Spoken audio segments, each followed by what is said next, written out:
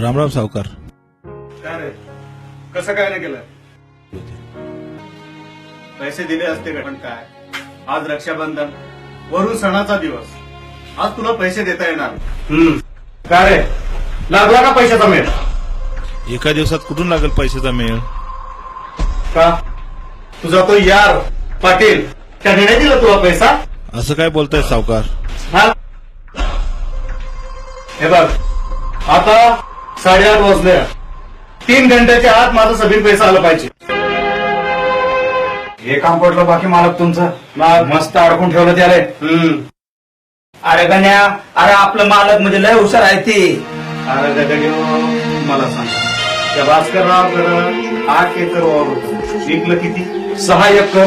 मग आता राहिलं किती? 2 एकर. आणि तेच 2 एकर वावर मला फरक व्हायचा.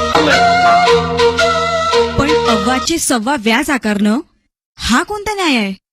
पुरे त्या भास्कररावर 50,000 रुपये आहेत आमचे. मग फिटले म्हणून समजा, होय, कारण मी बाबूशी लग्न करणार आहे. म्हणजे हुंडण्याचं काम नाही. काय त्या बाबूशी लग्न करणार तू? सांगा येईना डोक्यात प्रकाश महाराज राहायच्या. आमची अब्रू काढायला निघाली या.